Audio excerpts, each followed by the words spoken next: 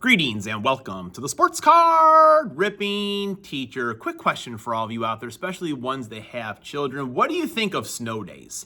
Now, we are supposed to have a pretty cold day tomorrow, right around 0, negative with the wind chill, and we do the traditional snow days. So if there is no school tomorrow, I have to go to school one more day at the end of the year. I have stuff to do. I can't be extending the school year. I'm a busy man.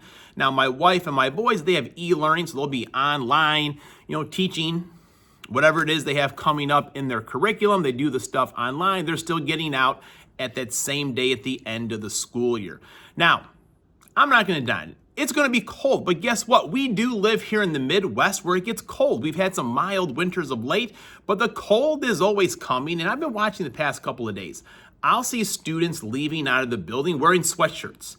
A sweatshirt alone is not a winter item of clothing. If you have your coat over it, your hat, your gloves, your boots, then you're fine. You'll be warm going from the car, the bus, walking home if you're in the neighborhood here. So I feel like we can't call these snow days based on kids not wanting to wear their winter coats. And those I see with their sweatshirts on, they have them. Now, sometimes there are cases where students don't have those things, and we are teachers, so when we see that, miraculously, that pair of boots, snow pants, hat, gloves, coat, they show up. We have to have these kids in school. We got to tough them up a little bit. I'm a little worried about this generation growing up a little bit soft. All right, class is in session. Today is Thursday, January 22nd, 2026, lesson number 99. And today goes out to, could be Wayne Gretzky. A lot of Wayne Gretzky stats coming up this past month here. It could be all rise for the judge, Aaron Judge,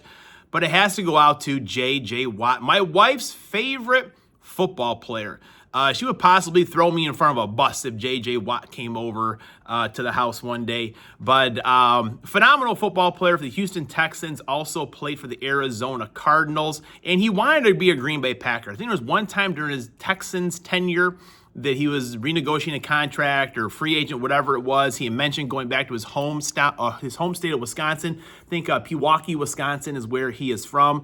That never happened when he was a free agent going to the Cardinals. He wanted to be a Green Bay Packer. The thing was, the end of his career, a lot of injuries. He had a 12-year career, 151 games, 114 and a half sacks, 449 solo tackles, 27 forced fumbles. I do think he didn't have all those injuries at the end of his career. He probably would be a Hall of Famer. In 1990, Will Clark, coming off of an MVP season, re-signed with the Giants. All you young athletes out there, get a load of this. Again, off of an MVP season, 4 years, a total of $15 million. I mean, if you come off of an MVP type season this year, I mean, you're making $15 million a month probably playing baseball.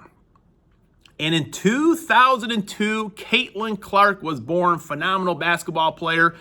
There are some students I know, they're big Caitlin Clark fans. I've got a few cards here ready to pass out. So if I do see a student wear a Caitlin Clark jersey today, I will give this to them. If I don't see any, I do know some students that really enjoy Caitlin Clark. They're basketball players themselves. I will be giving these cards to those students. Now it's time for us to open some cards. All right, we're back. So yesterday's cards were a big day for the underdog. The Patriots were favored by one card going into it. And yesterday we did pull 3 Denver Broncos, and the Rams were a 2-card favorite, and we pulled 2 Seattle Seahawks yesterday. So let's see what we have in store today. I did clean out my desk yesterday, one of these Score a Treat packs. These were things I was handing out to my students. Let's rip it here. Let's see if it does anyone any good.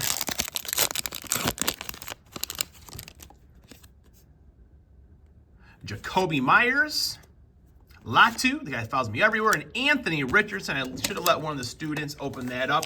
And yet we've got Best Buy just putting stickers on top of everything. Let's see, what do I got? Where's my box cutter at here? Oh boy.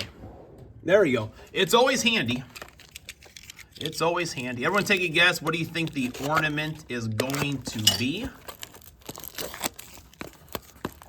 I feel like feeling Dak Prescott today. We got a bunch of his. Oh, Jalen Hurts, by golly. I'll have to give that to my principal. I wonder if she still has that Jalen Hurts big box thing that I gave her. And I wouldn't be mad if she just threw it away because it was pretty big. But I'll go down there. I'll take a look at her office, see if she still has it. All right, here we go. We got a little Trent Dilfer. There's a quarterback that did he start that season with Baltimore when they won the Super Bowl? Was he their main starter? Did he come in for injuries?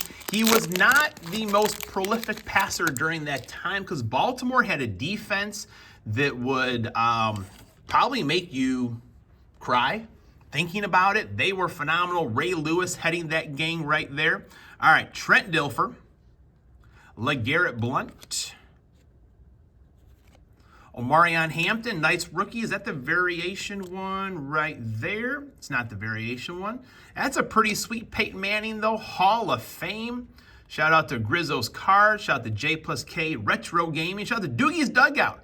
He's always saying about the nice thing about being a Colts fan is usually there is no, being depressed or losing at the last moment. Normally they're out of it by November, he says, October.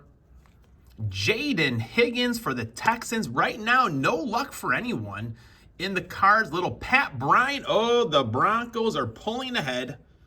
And I did pick the Patriots to win the whole thing.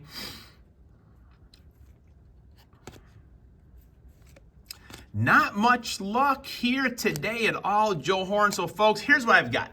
When I saw that Nix was out, I was not going to discount the Denver Broncos at all.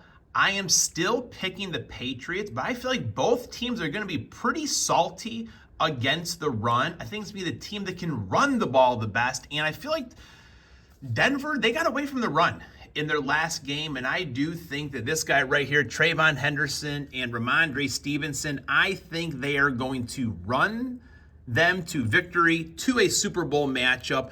I do think it will be a little bit tough sledding for Drake May, on the road for the first time in the playoffs. That's not going to be easy, but I do think they're going to pull it out late. And as far as Seattle and the Rams, I did pick Seattle when the playoffs first started.